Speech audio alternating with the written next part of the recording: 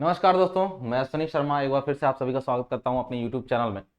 आज की class mechanics की वो क्लास होगी जो विशेषकर से मैं क्लास का पॉइंट बता दूं कि आज हम लोग क्या पढ़ने वाले हैं। मोमेंट ऑफ इनर्शिया के बारे में पढ़ने वाले हैं। और मोमेंट ऑफ इनर्शिया क्या है, क्या यूज है, उन सबको अभी हम लोग बात करेंगे। लेकिन कहेंगे सर ये किसके लिए है। बहुत सारे लोगों के सिलेबस में आपको हो सकता है डिप्लोमा लेवल पे ना मिले, लेकिन विशेषकर सिलेबस चेंज होते रहते हैं। मैं आपको बता दूं, यूपी में मोमेंट ऑफ इनर्शिया चैप्टर सोम में दे दिया गया है, यानी स्ट्रक्चरल मैकेनिक्स में। लेकिन हरियाणा है, उत्तराखंड है, और बाकी बीटी दिल्ली है, मतलब दिल्ली का पॉलिटेक्निक है, हरियाणा है, उत्तराखंड है। इनमें मोमेंट ऑफ इनर्शिया का जो चैप्टर है वो मैकेनिक्स में ही दिया गया है। तो यूपी के बच्चों के लिए नहीं, लेकिन बाकी जो अदर स्टेट के बच्चे हैं उनके लिए ये चैप्टर पढ़ना पड़ेगा। और वो अपना सिलेबस भी मिला ले, जिनके में मोमेंट ऑफ इनर्शिया यानी जड़त्व आघूर्ण नाम से है, वो इसको पढ़ सकते हैं। चाहे वो कोई भी हो, सबके लिए होगा। दूसरी चीज, बहुत सारी कंफ्यूजन बच्चों को होती है इन चीज़ों से रिलेटेड। क्या क्या कि सर ये नोट्स कहाँ मिलेगी, हम लोग को ये वाला कोर्स चाहिए, ये कैसे करें। तो तमाम सवाल है। देखिए, दो चीज़ें ध्यान रखिए। civiltechsolution.in की जो वेबसाइट है ये बहुत कुछ बताती है आपको।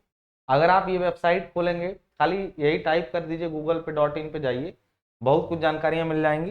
साथ साथ में एंड्रॉइड ऐप भी डाउनलोड कर लीजिए, वहाँ पे बहुत सारी चीज़ें आपको मिल जाएंगी।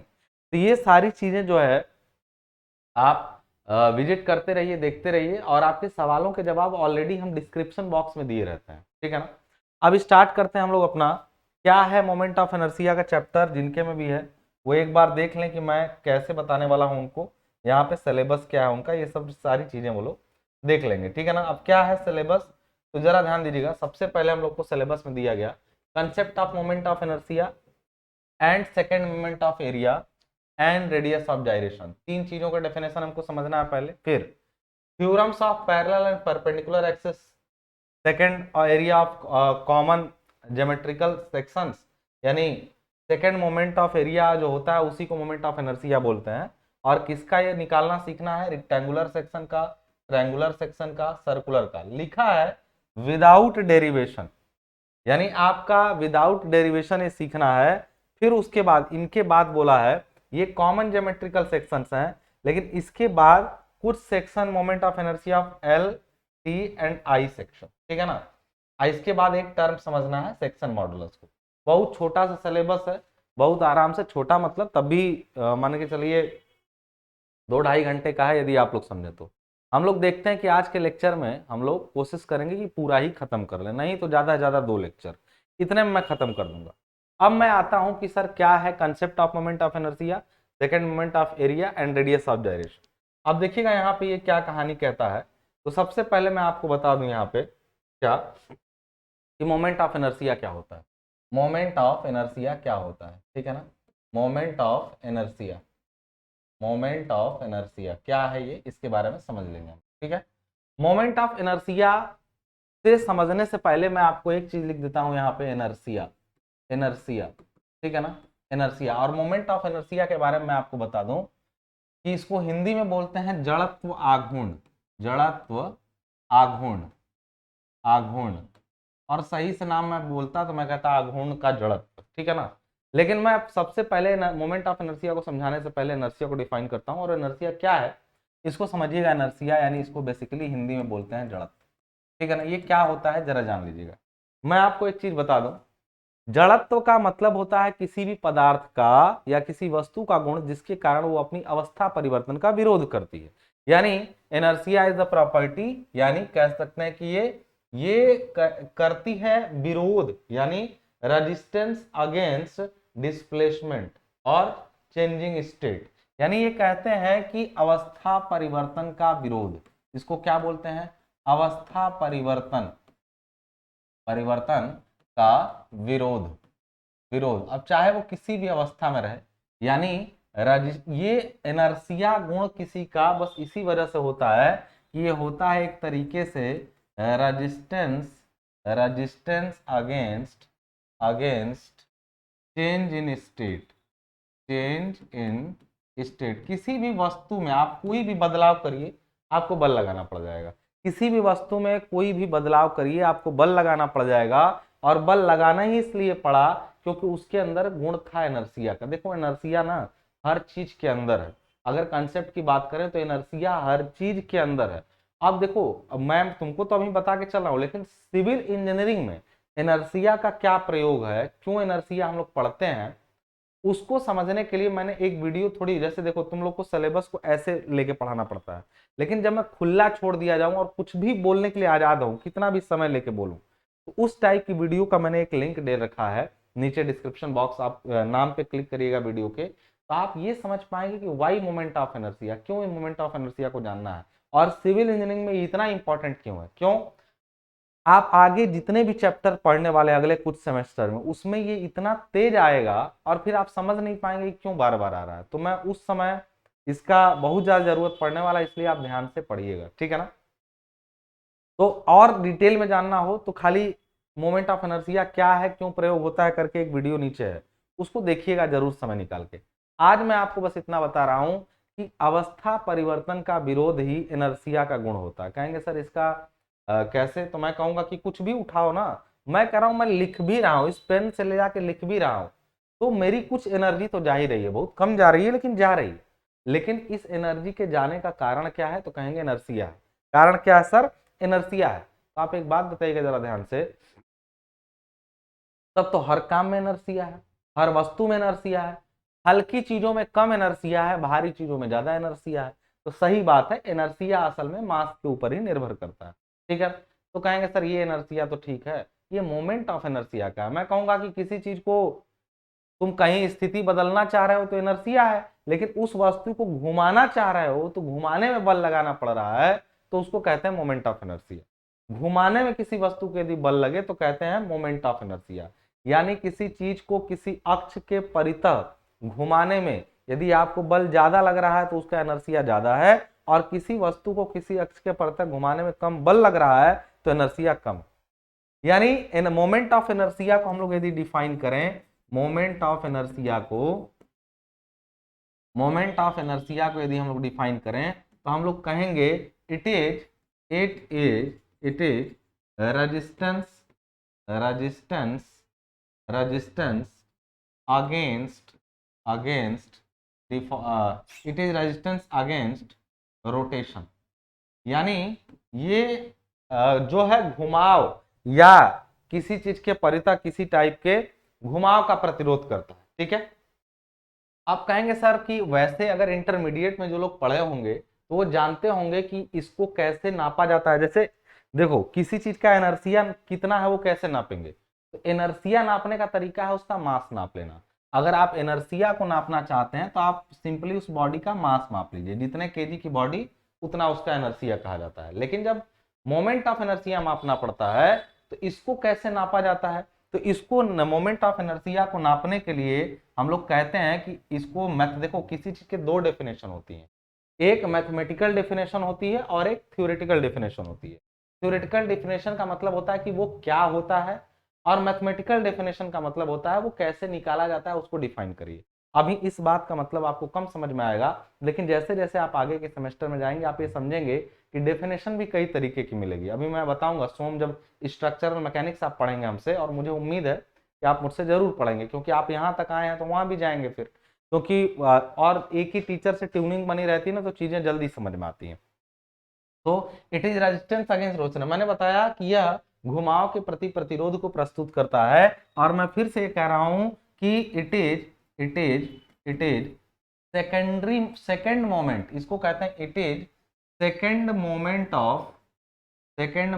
ऑफ एरिया और मास अबाउट एन एक्सिस। यानी इसको हम लोग बोलते हैं कि किसी किसी पॉइंट के परितः किसी मास का या किसी एरिया का सेकेंड मोमेंट होता है। यानी आई जो होता है उसको हम लोग दो तरीके से डिफाइन किए कि अगर देखा जाए तो मोमेंट ऑफ इनर्शिया कितना होता है, तो एक होता है आपका जिसको बोलते हैं हम लोग area moment of inertia, area moment of, या पहले वाले को कह लीजिए आप मास moment of inertia, mass moment of inertia, पहला वाला है मास मोमेंट ऑफ इनर्शिया, जिसको बोलते हैं I is equal to m into r का स्क्वायर। यानी मास का m इंटू आर करते तो एक बार मोमेंट होता, लेकिन m इंटू आर का 2 बार ले लिए, यानी r इंटू आर कर दिए, m इंटू आर यानी मास का एक बार मोमेंट r में, दोबारा फिर गुणा कर दिए तो एम आर का स्क्वायर, ये 2 बार मोमेंट हुआ। इसीलिए हम लोग कहते हैं पहले वाले को कि ये मास का 2 बार मोमेंट लिया गया है, और एक होता है इनर्शिया, मोमेंट ऑफ इनर्शिया, जो होता है एरिया मोमेंट ऑफ इनर्शिया, तो एरिया का 2 बार मोमेंट लिया जाता है। तो एक चीज यहां पर ध्यान दीजिएगा कि आप मोमेंट ऑफ इनर्शिया दोनों ही केस में रेजिस्टेंस दिखाता है, किसका, घुमाव का प्रतिरोध बताता है, ठीक है ना।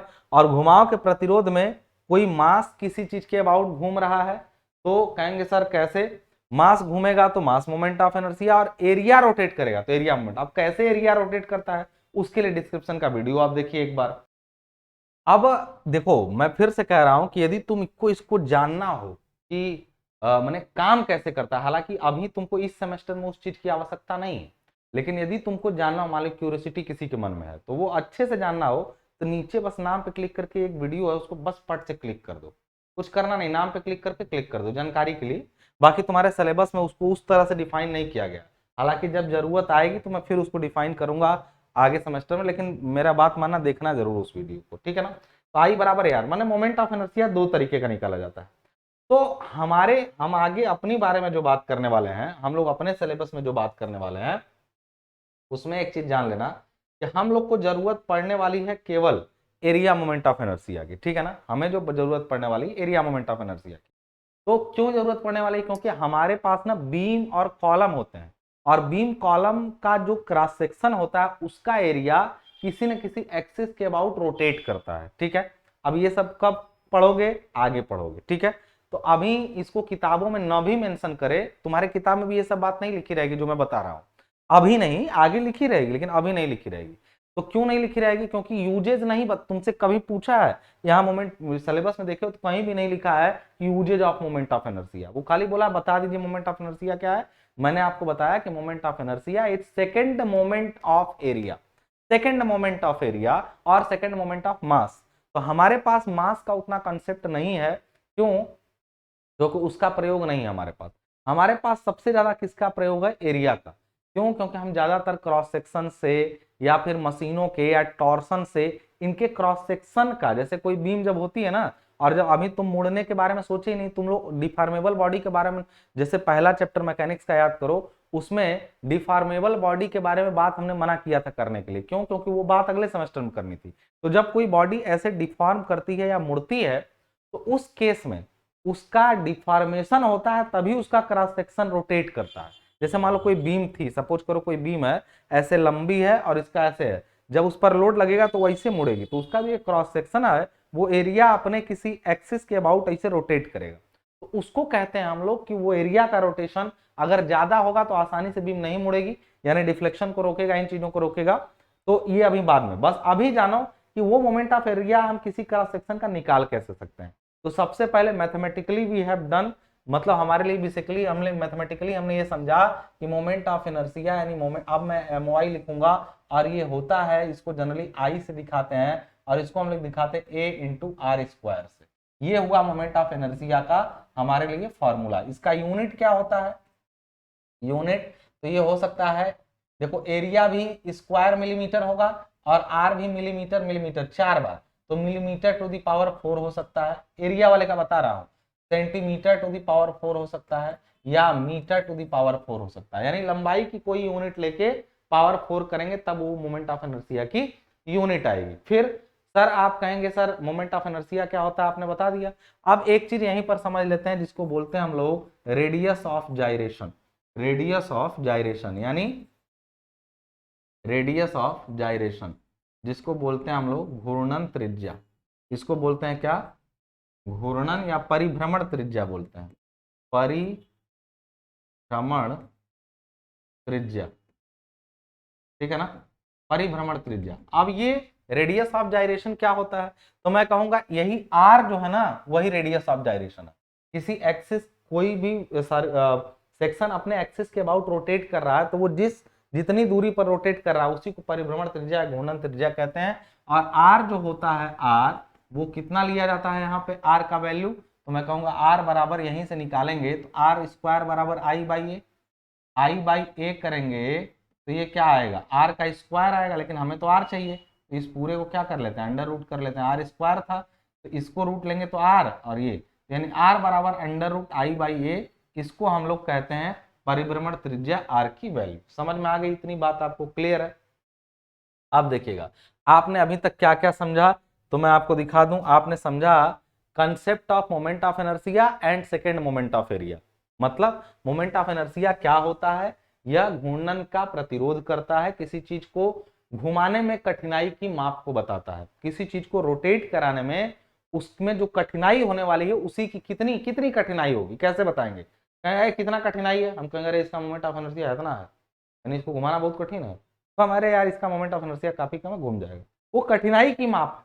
और कहेंगे तब and second moment of area, वो सेकंड मोमेंट ऑफ मास नहीं बोला, वो सेकंड मोमेंट ऑफ एरिया की बात किया, एंड रेडियस ऑफ जाइरेशन की बात किया।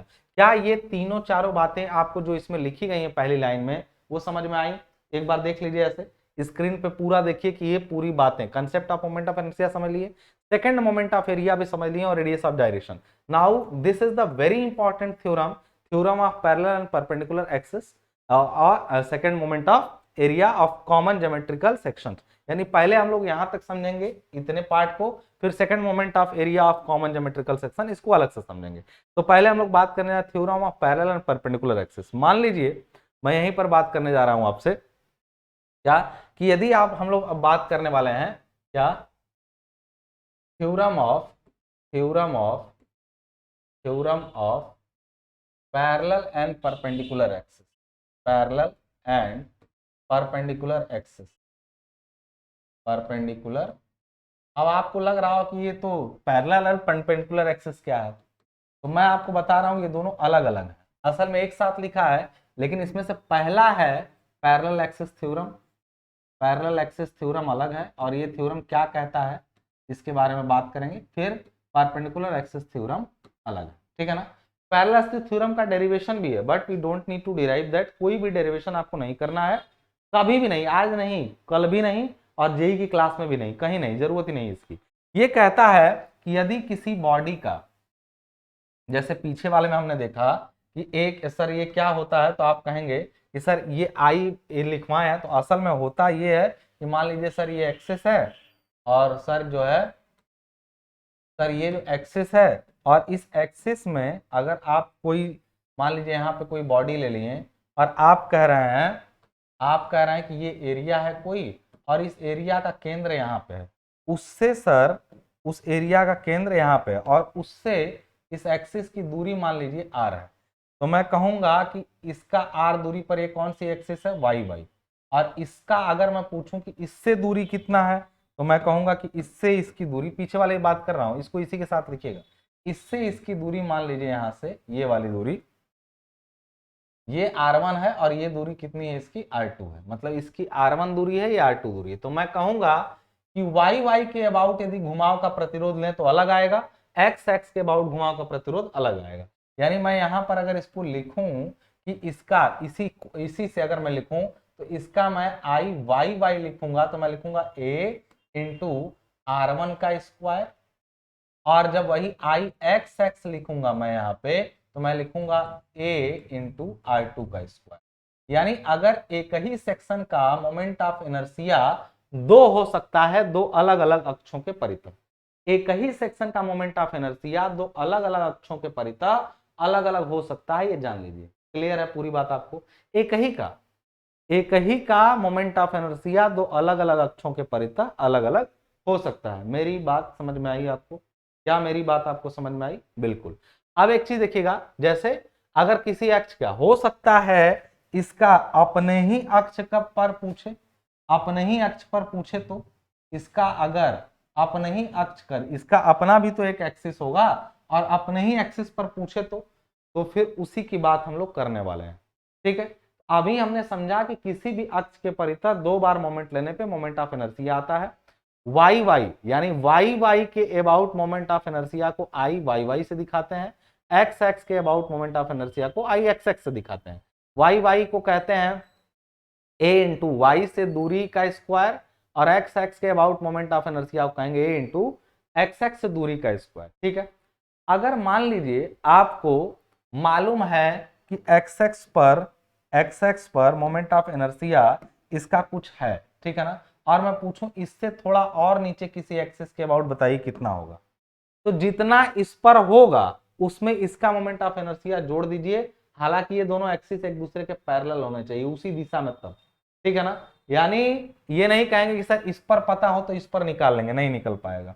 अगर आपको पैरेलल एक्सिस थ्योरम क्या कहता है कि यदि हम किसी अक्ष के परितः मोमेंट ऑफ इनर्शिया किसी एरिया का जानते हैं तो उसके ठीक समांतर अक्ष के परितः भी निकाल सकते हैं, और वह कितना होगा। तो पैरेलल एक्सिस थ्योरम कहता है कि मोमेंट ऑफ इनर्शिया जो इसमें दिखाया गया है बॉडी, मान लीजिए इसका अपने अक्ष के परितः मोमेंट ऑफ इनर्शिया जो एक्स एक्स एक्सिस है उसके परितः मोमेंट ऑफ इनर्शिया इसका मान लेते हैं कि आई एक्स एक्स है, अपने ही एक्सिस के अबाउट है, और एक दूसरा axis which is parallel to this axis, which is parallel to this axis. अगर हमको इस एक्सिस के अबाउट जानना है, इस एक्सिस को मैं बोल दिया, इसको एक्स एक्स की जगह ना आप नाम बदल लीजिए, सेंट्रोइडल एक्सिस को जी जी से दिखा लीजिए, ठीक है ना।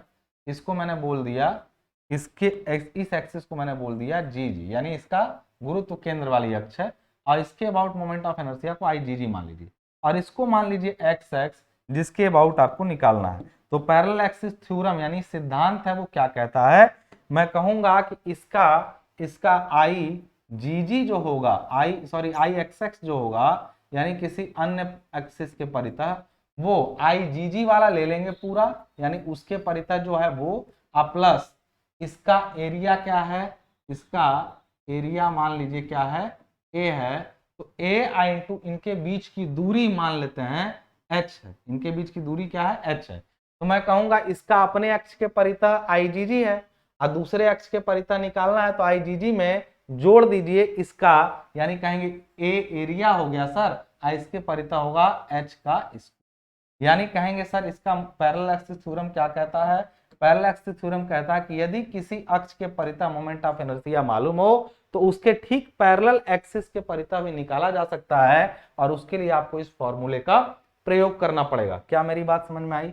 यानी यानी पैरेलल एक्सिस थ्योरम क्या कहता है, पैरेलल एक्सिस थ्योरम कहता है कि अगर हम किसी एक अक्ष के परितः जानते हो, अच्छा एक चीज का ध्यान रखिएगा, क्या अगर इस पर मालूम होता और इस पर निकालना होता तो जान लीजिए कि वो घटाना पड़ता, यानी आई जी जी पर निकालना होता तो आई एक्स एक्स में से घटता। जब भी कोई एक्सिस इससे दूर होगा, जैसे इस पर मालूम चल गया मान लीजिए, फिर इससे कुछ और दूर एक्सिस पर निकालना होता तो जुड़ता, लेकिन मान लीजिए इस पर मालूम है और कोई कहे कि इस पर तो मालूम है, जरा इस पर बताइए अब कितना होगा। मान लीजिए सर ये एक्स आप मान लीजिए ए है, आपको आई जी जी मालूम है, आई एक्स एक्स मालूम है, तो जी जी से अगर निकालना रहेगा तब तो जी जी से इधर जोड़ेंगे इसको कि सर इससे कुछ दूरी पर एक एक्सिस है उस पर निकालना है, तो ठीक है आई जी जी प्लस इतनी दूरी का ए इंटू इतनी दूरी का स्क्वायर। लेकिन अगर आई एक्स एक्स पे मालूम हो इसका तो कहेंगे सर आई एक्स एक्स पे तो ज्यादा होगा क्योंकि आई एक्स एक्स से काफी दूर है ये, अब तो कम में निकालना है, यानी आई एक्स एक्स से पहले कोई एक्सिस है, तो इसमें सर इसके वाले में से ना घटाना पड़ेगा। आई जी जी वाले में जोड़ के भी ला सकते हैं, या आई एक्स एक्स वाले में से कुछ घटा के भी ला सकते हैं। समझ गए बात को? यानी ये चीज का ध्यान आप रखिएगा, मैं रखवा लूंगा, आपको चिंता करने की जरूरत नहीं, मैं अभी बता रहा हूं। और मैंने कहा कि ये रहा parallel axis theorem, parallel axis theorem उस डायग्राम से आपने डिफाइन कर लिया। दूसरा कहता है, क्यों सर इसका प्रयोग करा मैं बताता हूं। एक चीज आती है जिसको बोलते हैं हम लोग perpendicular axis theorem, perpendicular axis axis theorem. अब ये क्या कहता है, जिसको बोलते हैं लंब अक्ष का प्रमेय, इसको बोलते हैं समांतर अक्ष प्रमेय, इसको क्या बोलते हैं, समांतर अक्ष प्रमेय, समांतर अक्ष का प्रमेय।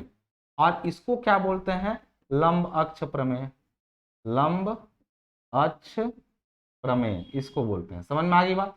तो समांतर अक्ष का प्रमेय आपने समझा आपने। अब लंब अक्ष का प्रमेय क्या कहता है कि देखो इनर्शिया तो किसी भी एक्सिस के अबाउट हो सकता है, तो मैं कहूंगा कि मान लो यहां पर एक एक गोल शाफ्ट है, ऐसे शाफ्ट का मतलब तुम समझते हो, शाफ्ट का मतलब होता है कि कोई ऐसे मतलब पाइप या फिर कोई सॉलिड छड़ टाइप से कोई चीज है, इस टाइप से यहाँ पे, ठीक है।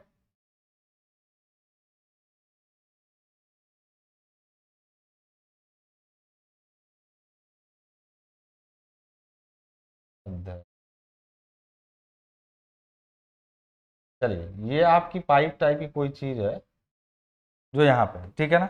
अब इसमें कहानी ये है कि कहेंगे सर इसका, जैसे ये सर्कल जो है इसका सर, आप जो है इसका अगर ये ऐसे रहेगा तो इसका एक्स एक्स ये है, इसका ये एक्स एक्स है और इसका सर वाई वाई है, ठीक है ना। कहेंगे सर अगर मान लीजिए मैं इस पर लोड लगाऊं ऐसे और ये पूरा ऐसे मुड़े, जैसे आप सिंपल समझिए ना, अगर मैं ये मेरे पास पानी की बोतल है मान लीजिए, ठीक है ना, इसको मैंने ऐसे लोड लगाया तो ये बोतल का जो ढक्कन जो अभी एकदम सीधा है, जब ये लोड लगेगा और ये ऐसे मुड़ेगा तो ये ढक्कन, ये जो गोलाई है ना, ये गोल ही रहेगा पूरा, लेकिन ये ऐसे उठने लगेगा, एक तरफ से ऐसे फैलेगा, दूसरे तरफ से दबेगा, यानी ये भी जो सीधा है वो ऐसे होने लगेगा, ऐसे जब मुड़ेगा तो, क्योंकि ये जो चीज है वो ऐसे रोटेट करने लगेगी, और रोटेशन नहीं हुआ अगर तो इसका मतलब ये मुड़ भी नहीं रहा, रोटेशन हो गया तो मुड़ रहा है, यानी रोटेशन वही चीज मैंने आपको जो बताई। तो सेक्शन का होता है मोमेंट ऑफ इनर्शिया। तो दो एक्सिस, एक चीज मैं आपको पहले ही बताया हूं जब बीम वगैरह चैप्टर पढ़ा रहा था, तो मैंने आपको बताया था किसी बीम में जो ये दोनों एक्सिस होती हैं उनको ट्रांसवर्स एक्सिस बोलते हैं, लेटरल एक्सिस बोलते हैं, लेकिन एक एक्सिस जो इनके लंब दिशा में होती है, जो ये वाली एक्सिस है, जो इसकी लॉन्गिट्यूडनल एक्सिस है, उसको हम लोग बोलते हैं, इसको हम लोग बोलते हैं ऐसे, इसको हम लोग क्या बोलते हैं, इसको बोलते हैं हम लोग लॉन्गिट्यूडनल एक्सिस। ये इसकी लंबाई वाली अक्ष है, यानी इसका केंद्र से गुजरने वाली अक्ष है। ये दोनों क्या है, क्रॉस सेक्शन पर बना हुआ अक्ष है, इसको हम लोग longitudinal axis, longitudinal longitudinal axis बोलते हैं। तो एक चीज तुमको पता होगा, अभी मैं हल्का सा बता दूं, जब कोई बीम पर लोड लगता है या किसी भी ऐसे मेंबर पे और वो मुड़ता है, इसीलिए इस चैप्टर को यूपी में ना सोम में कर दिया गया, क्योंकि बार बार मैं बीम में मोड़ने का एग्जांपल दे रहा हूं। उसका कारण ही यही है कि बिना मुड़ाए इसको पढ़ा नहीं सकते हम लोग, बिना एग्जांपल दिए। अभी तुमको केवल सिलेबस भर का पढ़ाऊंगा तो तुम पढ़ जाओगे, वैसी बात नहीं है, लेकिन जब तक तुम इमेजिन नहीं करोगे थोड़ा सा, तो आगे के लिए मजा नहीं आएगा ये चैप्टर में। तो जब ऐसे मुड़ती है कोई बीम तो समझो बेंड हो रही है, उसी बीम को पकड़ के सपोज करो, कभी शाफ्ट देखे हो, पावर ट्रांसमिशन करता है टॉर्सन में, टॉर्सन एक चैप्टर है जो तुमको आगे मिलेगा। तो टॉर्सन क्या करता है, यहाँ जैसे कभी तुमने देखा होगा जनरेटर वगैरह देखे होगे, चलता होगा, तो एक जगह जनरेटर चलता है, तो जनरेटर में इंजन लगा होता है, इंजन पहले पेट्रोल या डीजल लेता है और वो घुमाता है, उसको जनरेटर से कनेक्ट करते हैं और जनरेटर घूमने लगता है। जनरेटर तो सिंपल मशीन है कि आप उसमें भाई उसमें उसको अगर जनरेटर को आप घुमा दिए, मैग्नेटिक फील्ड को यदि घुमाए तो बिजली आएगी। जनरेटर क्या है, सिंपल है, मैग्नेटिक फील्ड घूमेगा तो बिजली आएगी। मैग्नेटिक फील्ड को घुमाएगा कौन, इंजन।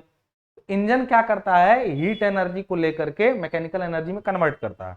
अब वो शाफ्ट को ऐसे घुमाता है, उसके साथ एक रॉड लगी रहती है लोहे की, वो इधर से घुमाएगा तो वो उधर भी घूम जाती है। जैसे कोई लंबी चीज है, इसको इधर से घुमाएंगे, देखो मेरा कलाई नहीं घूम रहा है, तो ये हमने क्या किया, ये इसको जब ऐसे ऐंठा जा रहा है तो इस पर लगा रहा है ट्विस्ट, तो ये किस एक्सिस के अबाउट घूम रहा है, तो कहेंगे इसकी लंबाई के अक्ष के परितः। तो लंबाई के अक्ष के परितः यदि आपको मोमेंट ऑफ इनर्शिया निकालना है, ये दोनों एक्सिस के अबाउट यदि आप निकाल रहे हैं, लंबाई के अक्ष के परितः जो मोमेंट ऑफ इनर्शिया होता है, यानी उसको कहते हैं कि इन दोनों के परपेंडिकुलर वो एक्सिस है।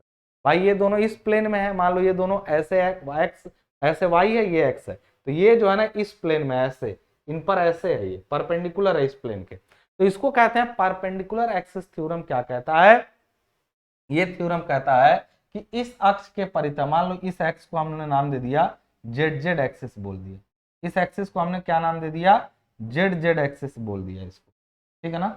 इस एक्सिस को हमने नाम दिया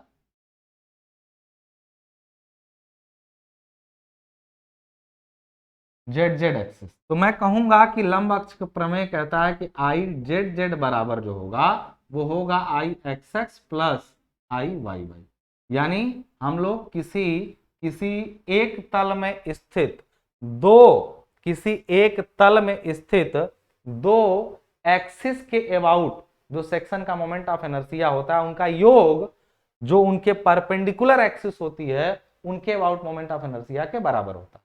यानी आई एक्स एक्स और वाई वाई के अबाउट जो मोमेंट ऑफ इनर्शिया होगा उसका योग जो होगा वो जेड जेड के अबाउट जो मोमेंट ऑफ इनर्शिया होगा उसके बराबर होगा। यानी मोमेंट ऑफ इनर्शिया, इसको अगर डिफाइन करें तो मोमेंट ऑफ, मैं इसको बोल दूं एक साथ में कि moment of inertia about longitudinal longitudinal longitudinal और परपेंडिकुलर परपेंडिकुलर यानी लंब perpendicular axis is sum of moment of inertia of two mutually perpendicular axis of two mutually perpendicular axis in the plane perpendicular to the longitudinal। यानी इस बात का मतलब है कि इसके अबाउट मोमेंट ऑफ इनर्शिया दो म्यूचुअली परपेंडिकुलर एक्सिस के अबाउट मोमेंट ऑफ इनर्शिया के बराबर होगा, जो कि इसके लंब दिशा में स्थित है। बात समझ में आ रही ना? यानी ये पूरी बात मैंने आपको लिखी, इसको फॉर्मूले के रूप में भी लिख दिया है कि जो आई एक्स एक्स और आई वाई वाई का योग होगा और वही आई जेड जेड के बराबर होगा। और उसी तरह पैरेलल एक्सिस थ्योरम क्या कहता है वो भी मैंने आपको बता दिया। यानी इन सारी बातों से क्या समझा आपने? इन सारी बातों से आपने क्या समझा? इतना जो हमने बताया कि theorem of parallel perpendicular axis, इससे आपने क्या समझा? इन दोनों थ्योरम से अगर हमको दो एक्सिस पे पता हो तो उनके परपेंडिकुलर एक्सिस पे निकाल सकते हैं, या किसी एक अक्ष पर पता हो तो उसको दूसरे अक्ष पर भी ट्रांसफर करके निकाल सकते हैं। समझ में आ रही? इसका प्रयोग होने वाला है आगे, ठीक है ना? तो आपने दोनों थ्योरम, ये अलग से केवल थ्योरम भी पूछ देता है, इनका प्रयोग तो ठीक है, लेकिन कई बार केवल सीधे ये थ्योरम भी पूछ देता है। अब हम लोग का आगे जो बोलने वाला है कि सिंपल सर ज्योमेट्रिकल शेप होते हैं, उनका मोमेंट ऑफ इनर्शिया बता दीजिए। यानी हम लोग अगर देखा जाए यहाँ पे तो मोमेंट ऑफ इनर्शिया जो सिंपल शेप का होता है, यानी हमने क्या समझा अभी अगर मैं बात करूं तो मैं theorem of parallel and perpendicular axis समझ लिया है। Second moment of area of common geometrical section अब समझने जा रहे हैं, यानी हम लोग बात करने जा रहे हैं second moment of area of common geometrical section. अब हम लोग का हेडिंग क्या होगा? Second moment of area of, अभी इससे न्यूमेरिकल 10 नंबर में कई बार या 5 नंबर में आ जाते हैं, तो ध्यान से पढ़ के जाइए। Area of common geometrical section, second moment of inertia of common geometrical section. अब ये क्या होते हैं कॉमन ज्योमेट्रिकल सेक्शन? ठीक है ना, इसको यहाँ पर ध्यान दीजिएगा। कॉमन ज्योमेट्रिकल सेक्शन कौन कौन से? कॉमन ज्योमेट्रिकल सेक्शन क्या होता है? रेक्टेंगुलर है, सर्कुलर है, यही सब तो कॉमन ज्योमेट्रिकल सेक्शन है। इन्हीं के बारे में हम लोग बात कर लेंगे। तो कॉमन ज्योमेट्रिकल सेक्शन में सबसे पहली चीज जो हमारे पास आती है, जिसको हम लोग बोलते हैं क्या? रेक्टेंगुलर। यदि कोई रेक्टेंगल है जिसकी ऊपरी चौड़ाई मान लेते हैं b है और ये वाली गहराई क्या है? d है, ठीक है ना? तो इसका मोमेंट ऑफ इनर्शिया कितना होगा? इसका तो देखो ये डिराइव किया गया है, जेई वाले क्लास में मैं डिराइव भी करवाया हूँ, लेकिन मैंने पहले ही कहा कि आपको डेरिवेशन की जरूरत नहीं है, लिखा है आपके सिलेबस में नो डेरिवेशन। इसका मोमेंट ऑफ इनर्शिया इसके लॉन्गिट्यूडनल एक्सिस के अबाउट क्या होगा? इसके जो क्रॉस सेक्शन पर ये एक्स एक्सिस है या इसके आईजीजी है, उसके अबाउट क्या होगा? ठीक है ना? तो अगर मैं पूछूं कि इसका मोमेंट ऑफ इनर्शिया, इसको मान लीजिए एक्स एक्स मान लेते हैं और इस एक्सिस को वाई वाई मान लेते हैं, तो मोमेंट ऑफ इनर्शिया में मैं यदि पूछूं कि आई एक्स एक्स क्या होगा इसका, तो डेराइव नहीं करेंगे, सीधे याद करेंगे। और ये याद ऐसा करेंगे कि अगले 6 सेमेस्टर तक याद रहे आपको पूरा, क्योंकि बहुत जरूरी है। तो मैं कहूंगा अगर चौड़ाई b हो, गहराई d हो, तो कहेंगे सर आई एक्स एक्स बताएं कि आई वाई वाई, इसके अबाउट रोटेशन होगा वो रेडिस्टेंस बताएं कि इसके अबाउट वाला बताएं। मैं कहूंगा दोनों बता दो। पहले कौन सा सर? हम एक्स एक्स के अबाउट बताएंगे। तो आई एक्स एक्स जो होता है उसका फॉर्मूला होता है बी डी क्यूब बाई 12। क्या होता है फॉर्मूला? बी डी का cube by 12, B into D का क्यूब बाई 12, इसका मोमेंट ऑफ इनर्शिया होता है किसके अबाउट? एक्स एक्स के अबाउट। कहेंगे सर आप ऐसा, फिर मैं कहूंगा कि ठीक है इसका आई वाई वाई भी बता दीजिए जरा, तो मैं कहूंगा कुछ नहीं करना है, डी करके बी का क्यूब बाई 12 कर लो। यानी जिसका निकाल रहे हो, जैसे मान लो एक्स एक्स के अबाउट निकालना है ना, तो एक्स एक्स किसको काटा है, डी को कि बी को, एक्स एक्स जाके किसको काट दिया है, बी वाले फेस को कि डी वाले को, डी वाले को ना, तो उसी का क्यूब कर दो। जिसके अबाउट निकालना है, क्योंकि कई बार इसको घुमा के रख दिया जाए, अगर मैं इसी को अभी घुमा दूं तुरंत, ऐसे घुमा दूं और ये चौड़ाई बी हो जाए और ये गहराई इसकी क्या हो जाए, डी हो जाए, और कहेंगे इसका कि ये एक्सेस तो वाई वाई वही रहेगा, तो मैं कहूंगा इसका आई एक्सेस कितना होगा, तो कहोगे कि सर ये काटा किसको है, तो इसका इस बार I x x d b cube by 12 हो जाए। क्यों सर ऐसा क्यों कर दिया, अभी तो आई एक्सेस का formula B D cube by 12 रखे थे। हम बोले यार एक चीज ध्यान रखना, घुमाव का प्रतिरोध ऐसा नहीं कि इसका इस डायरेक्शन में मैं पूछ रहा हूं, इस डायरेक्शन में देख रहा हूं कि ये जाके किसको काटा है, बी को, यानी ये बी को काटा है तो आपकी बी का क्यूब किया है, ऐसे किया है तो डी का क्यूब काटा है। यानी एक चीज जान लेना ध्यान से, यहाँ पे ये सब मत याद करना, बस ये देखना कि मुझे किस अक्ष के परितः निकालना है, वो अक्ष किसको काट रही है, मुझे जिस अक्ष के परितः निकालना है वो अक्ष किसको जाके काट रही है, उसी का क्यूब करना है, दूसरे वाले का क्यूब नहीं करना है। यानी एक रेक्टेंगल का मोमेंट ऑफ इनर्शिया आप ऐसे निकाल सकते हैं, बशर्ते आप ध्यान दीजिएगा कि किसके अबाउट निकाल रहे हैं। तो कॉमन ज्योमेट्रिकल सेक्शन में पहला है आपका जो रेक्टेंगल था और उसका हमने आपको मोमेंट ऑफ इनर्शिया बता दिया। याद करिए सेंट्रॉइड मैंने आपको पहले ही पढ़ा रखा है, तो सेंट्रॉइड पढ़े बिना इसको मत पढ़िएगा, क्योंकि सेंट्रॉइड की जरूरत आपको पढ़ने वाली है, समझ में आ रही बात। दूसरा कॉमन सेक्शन आपका आता है जिसको हम लोग बोलते हैं क्या, सर्कल। सर्कल का क्या हिसाब है, सर्कल का क्या हिसाब है, तो मैं कहूंगा इसका भी एक्स एक्स होगा और इसका भी वाई वाई होगा, ठीक है ना, इसका भी एक्स एक्स होगा और इसका भी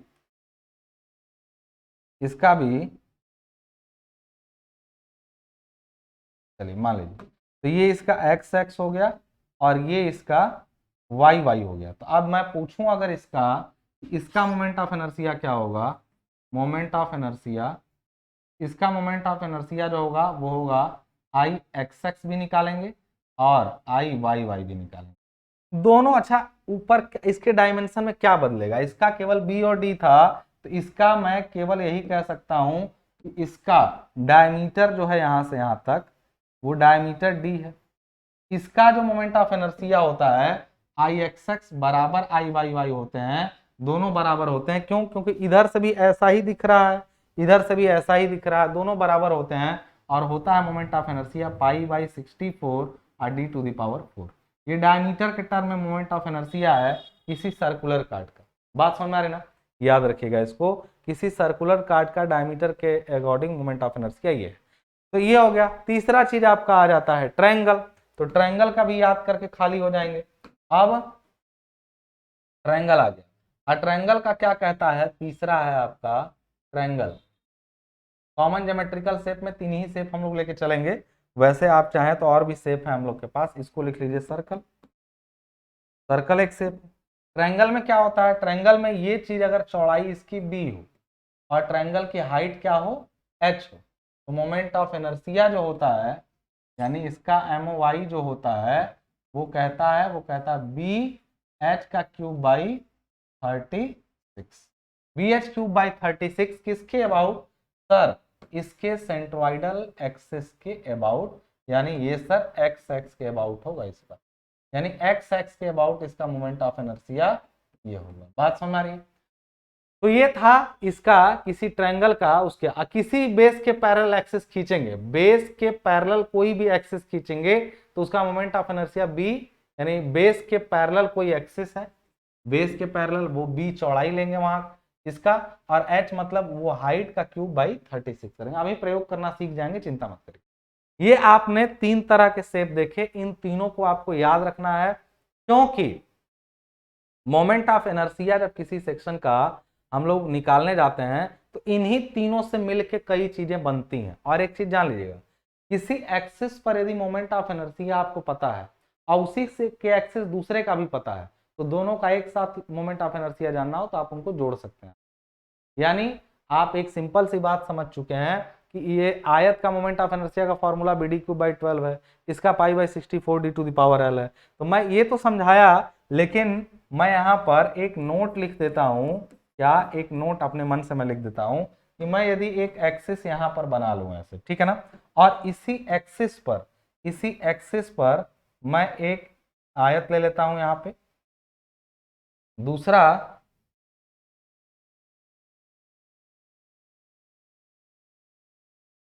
चलिए एक आयत मैंने ले लिया।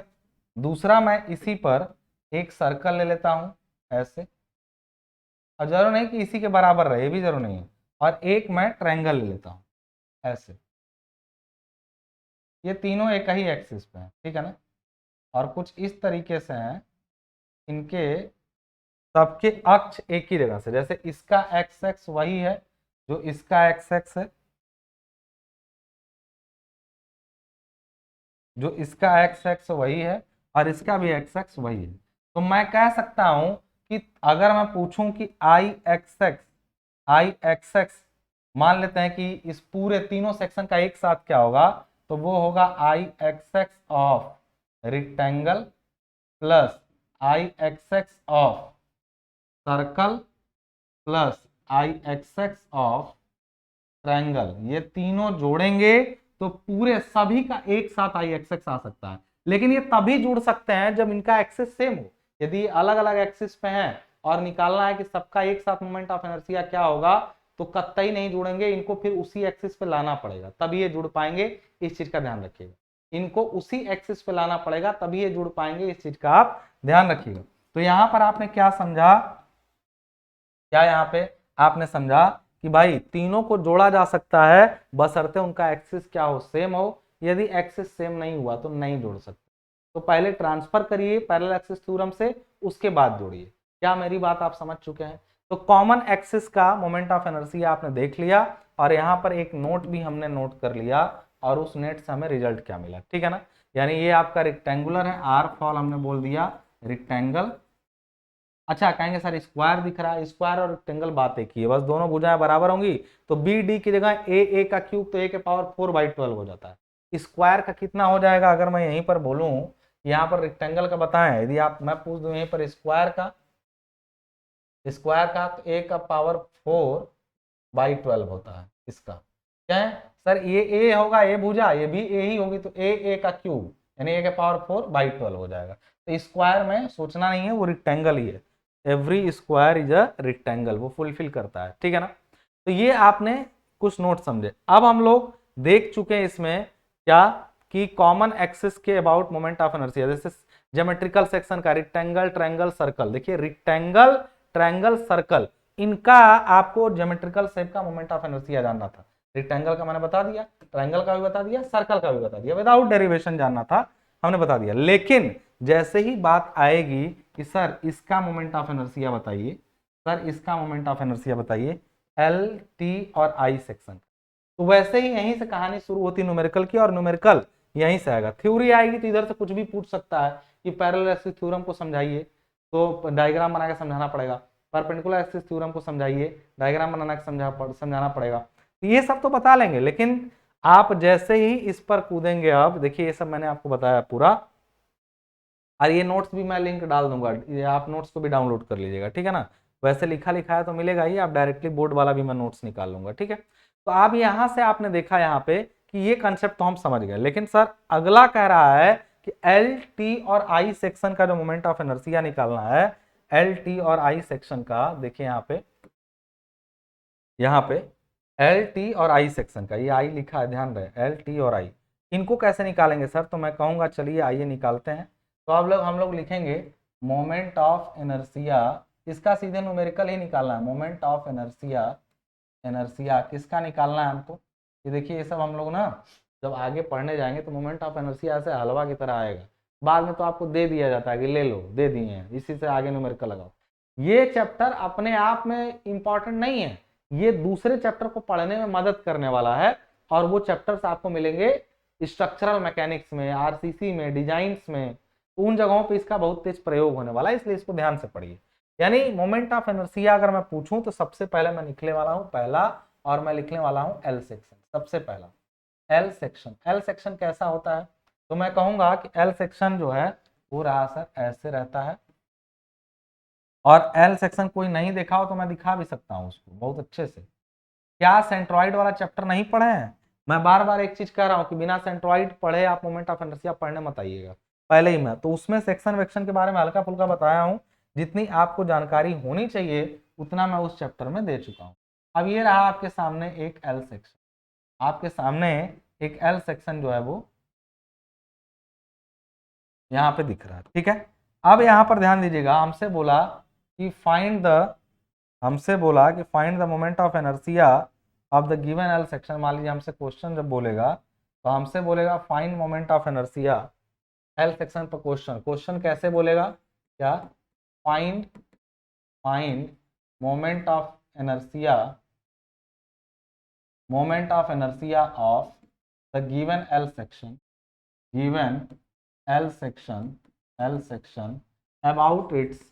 about its centroidal axis. इसके सेंट्रोइडल एक्सिस के अबाउट मोमेंट ऑफ इनर्शिया निकालिए। कहेंगे सर बड़ी बवाला तो ये है कि सेंट्रोइडल एक्सिस तो पहले पता चले।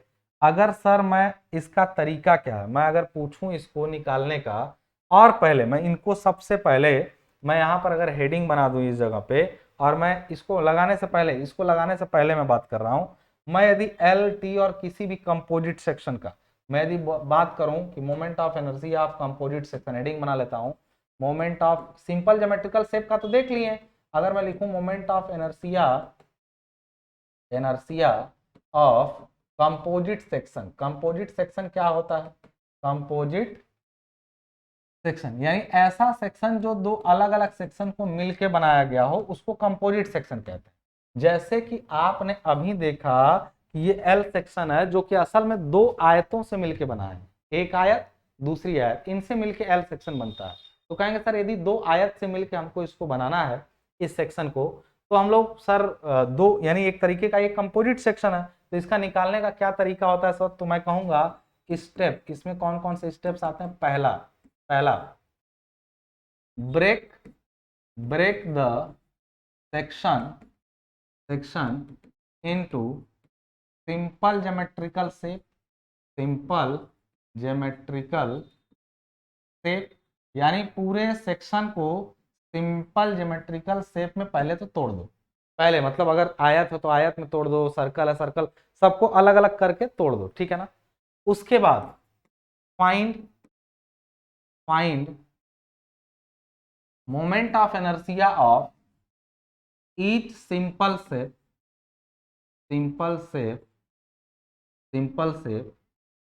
About their own centroidal axis. Hindi भी बता रहा हूं मैं, अबाउट देयर ओन, अभी इस सबका मतलब समझ में आएगा, चिंता मत करिए। About their own centroidal axis, अभी सब समझ में आ जाएगा, बस थोड़ा सा बने रहिए। तीसरा कह रहा है कि now transfer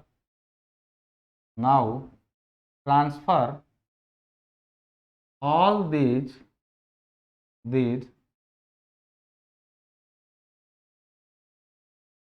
these moment of inertia to the centroid of the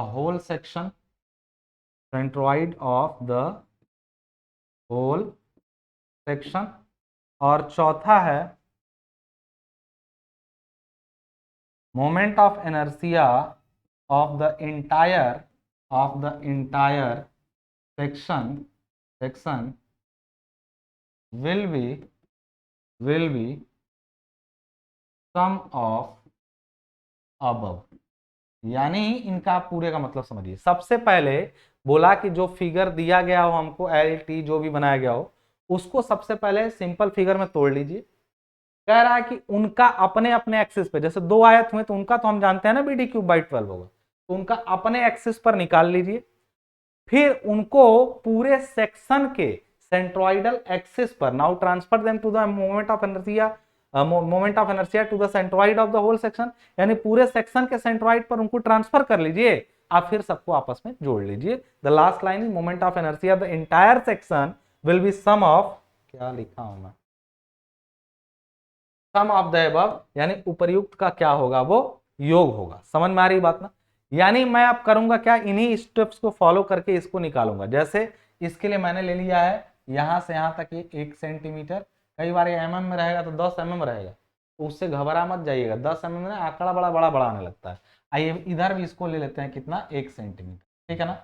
और इसकी जो लंबाई है यहां से यहां तक, वो हम लोग कितना ले लेते हैं, ये 8 सेंटीमीटर ले लेते हैं। और इस वाले लंबाई को हम लोग ले लेते हैं 10 सेंटीमीटर, ठीक है ना। ये हमने लंबाइयां ले ली।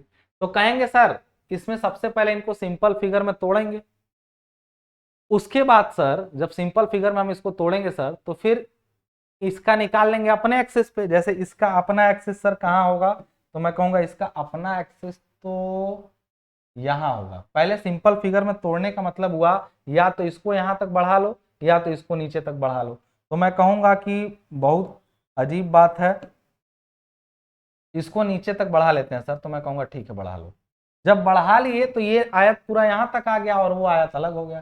तो इसका तो सेंट्रोइडल एक्सिस जो होगा वो इस पूरे का आधा, 10 का आधा यानी 5 पे होगा ये, यानी ये इसका सेंट्रोइडल एक्सिस होगा। इसका सेंट्रोइडल एक्सिस यहाँ होगा।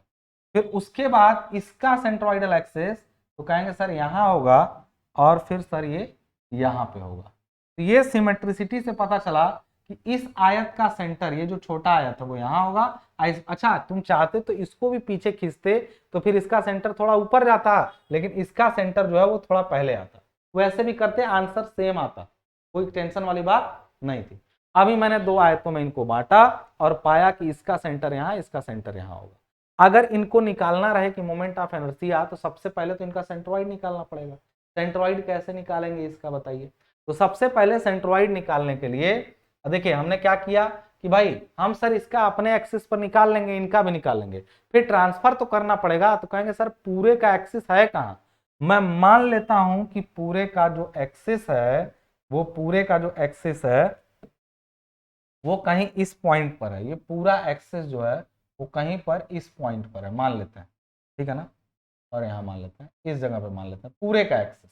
तो कहोगे सर इसका मतलब है आप ये कहना चाहते हैं कि ये है पूरे एल सेक्शन का एक्सिस, ये है पूरे एल सेक्शन का एक्सिस,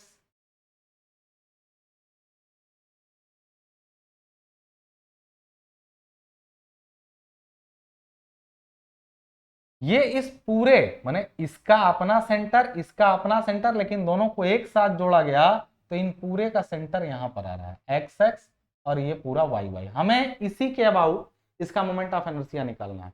पहले वाले क्वेश्चन को ध्यान से समझना, क्योंकि आगे वाले में इतना समय मैं ऐसे ही निकालता हूँ, यूं यूं करके निकालता हूँ तुरंत तुरंत, इसलिए समय नहीं देना है। तो आप ध्यान सुनिए, पहले वाले मैं आपको पहली बार पढ़ा रहा हूँ इसलिए बहुत ध्यान से पढ़ा रहा हूँ, आराम से, नहीं तो आप ही बाद में इसको तेज कर लेंगे, लेकिन ऐसे करके निकालेंगे। अब देखिएगा यहाँ पे सर अगर मान लीजिए इसका अपना वाई वाई निकल भी जाए db³/12 से, तो फिर यहाँ ले जाने के लिए ये दूरी तो चाहिए, और ये दूरी जानने के लिए सर पहले हमको ये चाहिए कि यहाँ से कितनी दूरी पर है। तो याद करिए ये सब तो सेंट्रोइड में पढ़ा चुके हैं।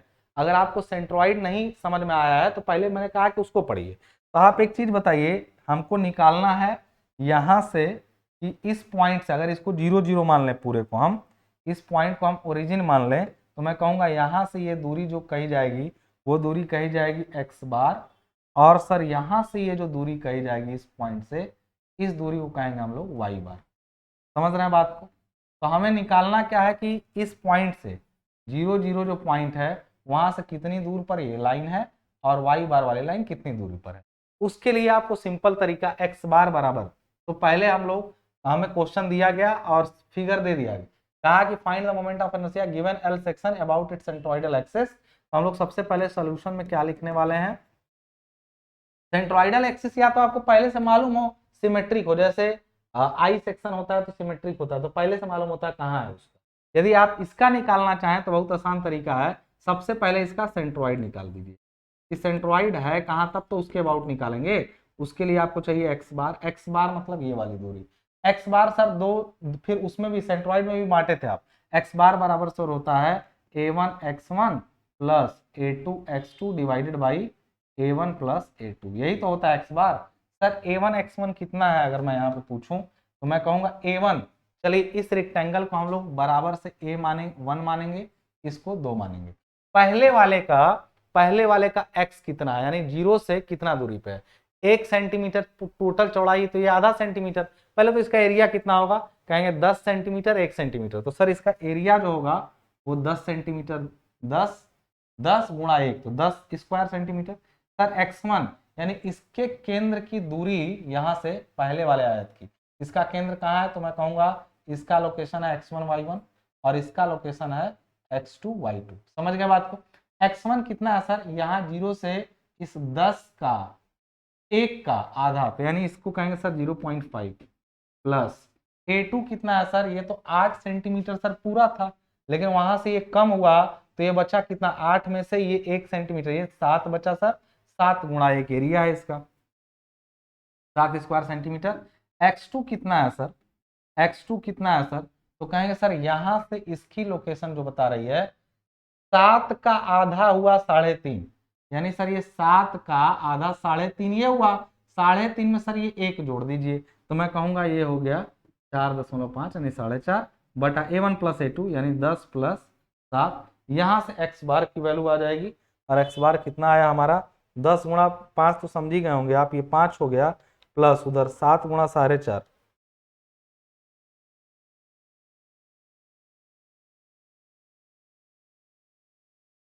ये आ गया आपका 5, और ये 7 गुणा 4.5 का वैल्यू जो आ रहा है वो टोटल जोड़ने पर 36.5 आ रहा है ऊपर का, डिवाइड कर दिया हमने इसको, डिवाइड कर दिया टोटल को हमने, तो ये नीचे है 17, 10 7 17, यानी आया 2.147, 2.147, ये है x बार की वैल्यू। यानी यहां से x बार मतलब समझ रहे हैं, ये दूरी जो है, ये वाली दूरी वो है 2 दशमलव कितना 147, यानी ये समझ रही है कहाँ से दूरी है, इस किनारे से उठा के यहाँ तक की दूरी बताएं हम लोग, आप कायदे से समझे तो यही दूरी है, 2.147 यही दूरी है। अब कहेंगे सर अब जब यहां से बता दिए, यानी इस पॉइंट से कितनी दूरी पर यह है, इसी पॉइंट से इसका भी बता दीजिए कि ये कितना है, जिसको हम लोग y बार बोल रहे हैं। तो y बार की वैल्यू कैसे निकालेंगे, तो इसको मैं दूसरे पेज पे कर लूं, असल में इसमें फिगर वो जरूरी होता है, आप मिटाएंगे तो आप लोग को चलिए दूसरे पेज पे हम लोग लिख लेते हैं, और इसको हम लोग निकालेंगे जब y बार की वैल्यू, तो y बार बराबर क्या होगा, a1 y1 plus a2 y2 upon a1 plus a2, यानी a1 का वैल्यू कितना है, तो कहेंगे 10, y1 की वैल्यू, a1 का वैल्यू 10 है, y1 की वैल्यू कितनी है, तो कहेंगे सर a1 इसका एरिया 10, y1 मतलब इसके सेंटर की लोकेशन, यहाँ से सर 10 है, 10 का आधा 5 ही है, इसका y1 कितना होगा, इसका सर इसी से ऊपर 0.5 ऊपर उठेंगे ये आ जाएगा y2, तो y1 है 5 और y2 है 0.5, y1 है सर 5 और सर y2 जो है वो 0.5, और बटा हमने कर दिया सर 10 प्लस 7, यानी यहां से सर इसकी वैल्यू जो आ गई y बार की वैल्यू वो कितनी आ गई, अब y बार की वैल्यू यदि निकालें तो 10 पंचे ये तो 50 हो जाएगा, वो 7 में 3.5 हो जाएगा, यानी 50 और 7 का आधा 3.5 जोड़ेंगे तो 53.5 और डिवाइडेड बाई हो जाएगा 17, ये वैल्यू आई 3.147, 3.147 वाई बार की वैल्यू आ गई, वो 2 पॉइंट आया था समथिंग और ये 3 पॉइंट आ रहा है, तो इस एक्सिस पर आया वाई बार की वैल्यू ये 3.147 और ये 2.147 है, आप लोग भी कैलकुलेट करिएगा, इन दोनों का आ गया। अब एक बात बताइए यहाँ पे ध्यान से, क्या मैं कहना चाह रहा हूं, इनका एक्स बार वाई बार पता चल चुका है, तो सर अब इनर्शिया कैसे निकलेगा, तो देखो इसका अपने एक्सिस पे इनर्शिया निकाल लो, फिर मैं कुछ चीजें बता दूं तुमको इसी डायग्राम से, रुको जरा 1 मिनट, मैं कुछ उपाय निकाल लेता हूं, थोड़ा उसको दिक्कत करेगा। यहां से अगर मैं तुमसे पूछूं, यहाँ पे ध्यान देना जरा, कि ये वैल्यू यहां से ये दूरी कितनी, मान लो इसको हमको इस पर ट्रांसफर करना, इस पर, तो कितना वैल्यू होगा पूरा इसका, इधर माने इस एक्सिस से इसकी दूरी मालूम होनी चाहिए, तो इस पर ट्रांसफर हो जाएगा। इसी तरीके से ये इसका कब, ये कहाँ ट्रांसफर हुआ है, अगर इसका वाई वाई निकालेंगे तो इसके वाई वाई पे, लेकिन अगर इसका एक्स एक्स निकालेंगे तो उसको अपने एक्स एक्स पे यहाँ लाना पड़ेगा फिर, और यहाँ प्लस माइनस का ध्यान बिल्कुल नहीं रखना है। प्लस माइनस का मतलब होता है कि सर नीचे ऊपर प्लस माइनस कुछ नहीं। मोमेंट ऑफ इनर्शिया एक नेगेटिव पॉजिटिव से इसका कोई मतलब नहीं होता है। लेकिन एक टर्म आता है प्रोडक्ट ऑफ इनर्शिया, वो इसी के जैसा होता है, लेकिन वो आपको डिप्लोमा लेवल पे नहीं पढ़ना है। जेई लेवल पे मैं पढ़ाता हूँ तो बताऊंगा, उसमें प्लस माइनस का ध्यान रखना पड़ता है, ठीक है ना। तो चीजें बस बढ़ती हैं। जेई में बच्चे पूछते हैं क्या नया हो जाता है, देखो जो यहाँ पढ़ रहे हैं वो तो रहेगा ही, इसके अलावा अतिरिक्त चीजें उसमें जुड़ जाती हैं, थोड़ा लंबा हो जाता है सिलेबस, ठीक है। तो पहले मैं इनको कैलकुलेट करना चाहूंगा कि इस वाले सेक्शन का आई एक्स निकालूंगा, इस वाले सेक्शन का आई एक्स उसको नीचे लाऊंगा, फिर इस वाले सेक्शन का आई एक्स करके इस पर लाऊंगा। देखो इसका आई एक्स ये होगा अपने एक्सिस के अबाउट, नीचे ला दिए, इसका आई एक्स निकाल दिए, इसको ला दिए। तो मैं करने क्या वाला हूं, इसका आई एक्स निकाल के बड़े वाले का यहां ट्रांसफर करूंगा, और फिर इसका आई एक्स निकाल करके इसको यहां से उठा करके यहां ट्रांसफर करूंगा। और जब ये दोनों, जब ये यहां आ गया और ये यहां आ गया, तो दोनों जोड़े जा सकते हैं। तो पहले अपने अपने पर निकाल के तब निकालते हैं। अब हम लोग निकालने वाले हैं यहीं से क्या, ध्यान समझना, आई एक्स। अब ये आई एक्स किसका है, टोटल पूरे का।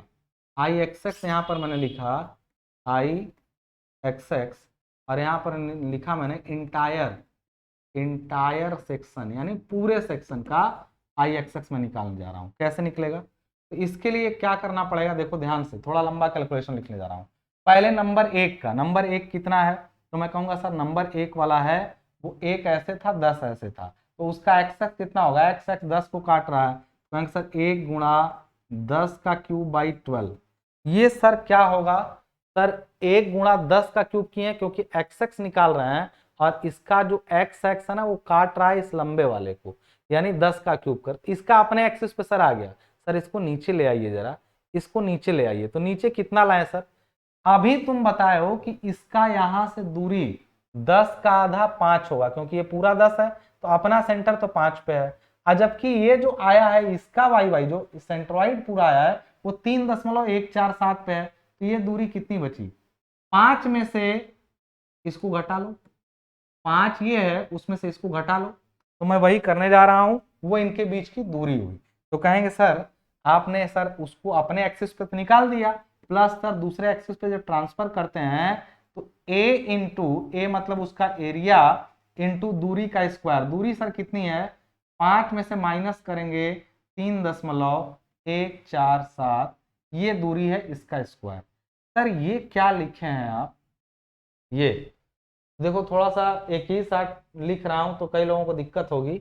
मैंने इसका अपने एक्सिस पे निकाला है, पहले नंबर आयत का, आयत नंबर 1 अपने एक्सिस पे होगा 1 गुणा 10 का क्यूब बटा 12 बी डी का cube by 12 plus A into H का स्क्वायर, वो आ गया ना नीचे वाले पे, मैं कहूंगा ठीक है, प्लस अब दूसरे वाले को भी नीचे लाइए उसी पर, तो सर दूसरे वाले का क्या होगा, तो कहूंगा उसका है ऐसे लंबाई जो था वो था 7 गुणा 1 का क्यूब बाई 12। कहेंगे सर ऐसा क्यों कि 1 का क्यूब, मैं कहूंगा ये रहा ये 7, और जो इसका एक्स एक्स है ना उसने इसके इस भुजा को काटा है, यानी 1 का क्यूब करूंगा तो मैं कहूंगा 7 गुणा 1 का क्यूब बाई 12 प्लस, सर उसको भी ट्रांसफर करिए, ट्रांसफर करिए पूरे को, तो कहूंगा सर उसका एरिया जो है ना ए वो है सर 1 गुणा 7, और उसकी दूरी सर, उसकी दूरी इस एक्सिस से कितनी है, तो कहेंगे सर यहां से ये वाला एक्सिस 3.417 की दूरी पर है, जबकि इसका है 0.5, तो 3.417 में से इसका जो है ये वाला 0.5 घटाएंगे तो ये आ जाएगी यहां तक की दूरी, तो मैं कहूंगा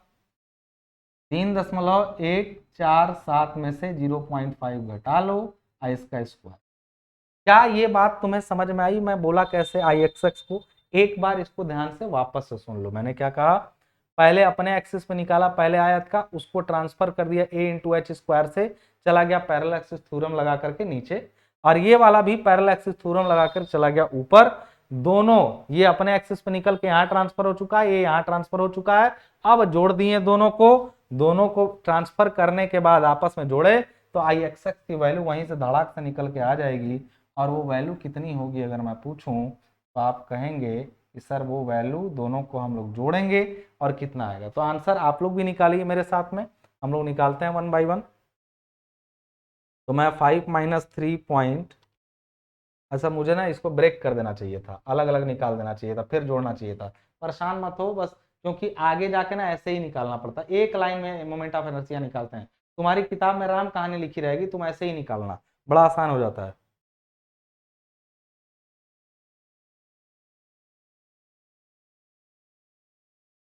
इसका स्क्वायर करने पे कुछ आया, उसको गुणा कर दिया हमने 10 में, और जो आया ओवरऑल उसमें प्लस किया हमने क्या, 10 का क्यूब यानी 1000/12।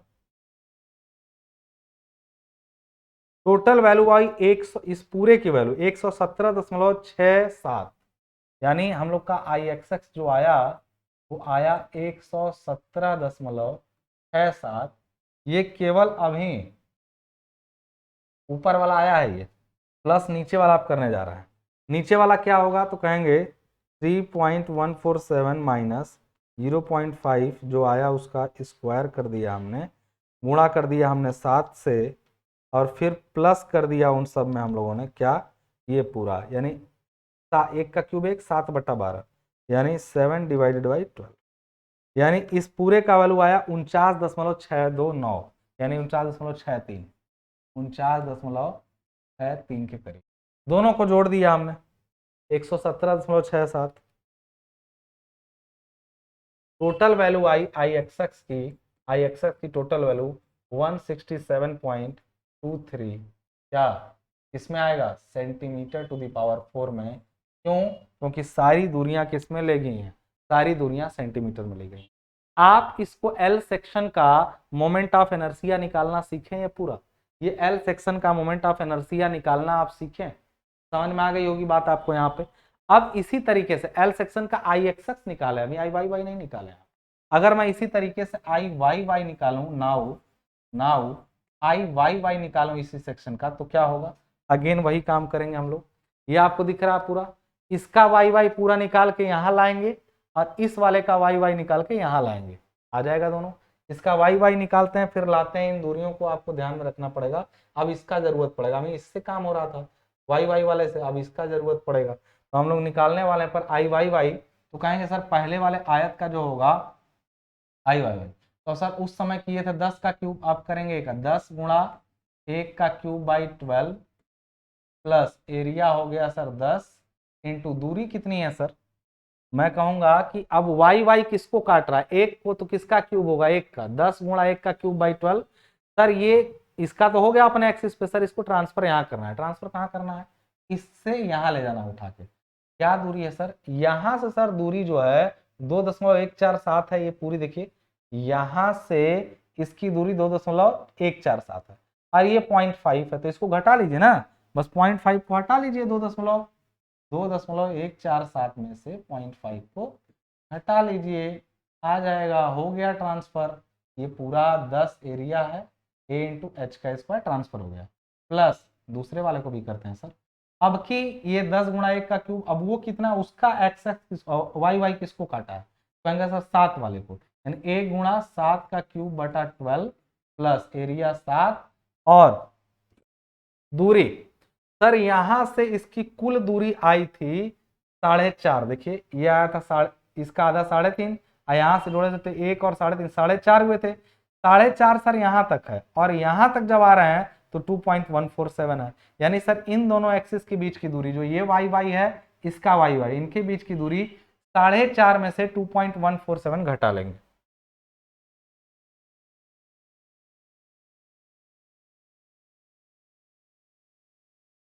समझ गए पूरी बात कहां से, तो यहां से आ जाएगा इसका आई वाई वाई, समझ गए कि नहीं पूरी बात को, यहाँ पे आई वाई वाई इसका कितना हो जाएगा निकाल लो, देखो मैं आज ही पूरा इसी लेक्चर में, अब बस बचा एल सेक्शन टी सेक्शन, खत्म कर दूंगा, एल खत्म हो गया, टी और आई आसानी से निकाल कर भी खत्म कर दूंगा, ठीक है। तो आपका बचा क्या है यहाँ पे, ऊपर वाला सॉल्व कर लेते हैं पहले, तो 10 बटा पहले उसको कर लेते हैं, 2.147 और माइनस किया 0.5, जो आया उसका किया स्क्वायर, गुणा कर दिया 10 से, वैल्यू जो आई उसमें प्लस कर दिया हमने कितना, ये 10/12 है, देख लीजिए एक का क्यूब हट जाएगा, तो 10/12, वैल्यू कितनी आई 27 ये आई वाई वाई की जो वैल्यू आई पहले आई 27.959, और प्लस इस पूरे की वैल्यू कितनी आ रही है, तो मैं कहूँगा 4.5 माइनस 2.147, ये आ गया।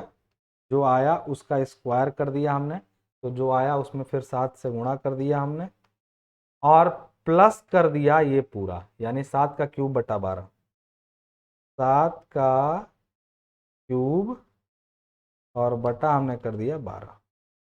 वैल्यू आई 67.34, 67.339 एक्चुअली, तो 34 कर देते हैं।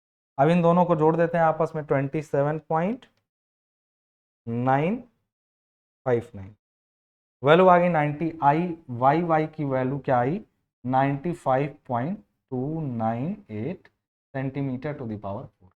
यानी आपको मैं एक चीज बताऊं, कहेंगे सर आंसर तो आपका यहीं तक हो गया, यानी एल सेक्शन का आंसर आप यहीं से निकाल चुके हैं। कहेंगे सर इसका क्या मतलब है कि आई एक्स एक्स इतना है, आई वाई वाई इतना है, आई एक्स एक्स ज्यादा है ना। इसका मतलब है इसके अबाउट इसको घुमाना या रोटेट करना मुश्किल है, इसके अबाउट घुमाना या रोटेट करना आसान है, ये जान लीजिए। तो ये था इसका सिग्निफिकेंस, बट इसके बारे में बात अभी फर्दर हम लोग और करने वाले हैं। ये आपका था moment of inertia of L section. इसमें हमने क्या किया, हमने उन्हीं स्टेप्स को फॉलो किया, पैरेलल एक्सिस थ्योरम का यूज किया, परपेंडिकुलर एक्सिस थ्योरम का यूज अभी आपको फिलहाल नहीं समझ में आएगा कि कहां करना है, वो अभी आपको आगे समझ में आएगा, टॉर्सन पढ़ेंगे तब। अभी आपको ये चीज नहीं समझ में आएगी। तो ये आपका था moment of inertia of L section. Now come to the second T section, T section और फिर उसके बाद आई सेक्शन। टी सेक्शन काम देखो वही है, अगर तुम सीख गए हो तो बड़ी बात नहीं है, टी सेक्शन आपके सामने यहाँ रहा, और अगर तुम समझदार रहे तो तुम एल सेक्शन सबसे कठिन होता है, इसलिए मैंने सबसे पहले उसी को करा दिया, वो वाला खत्म। ये रहा तुम्हारा टी सेक्शन। टी सेक्शन का अपना, टी सेक्शन का अपना जो एक्सिस होगा पूरे सेंटर का, वो यहाँ होगा। टी सेक्शन का अपना पूरे सेंटर का एक्सिस यहाँ होगा। तो इसका ये वाला लोकेशन जानने की जरूरत नहीं, वो तो बीच से ही जाएगा, लेकिन हाई वाला थोड़ा सा टेढ़ा होता है कि कहाँ होगा कुछ पता नहीं चलता। यानी टी सेक्शन में प्रॉब्लम क्या होती है, वाई वाई एक्सिस का लोकेशन वाई एक्सिस पे सिमेट्रिक होता है ना, तो पता है कहाँ है। सेंट्रॉइड केवल निकालते समय हमें एक्स बार निकालने की जरूरत ही नहीं। अगर मैं पूरे को एक एक पूरे को यहां से मैं अगर बांध दूं किसी एक,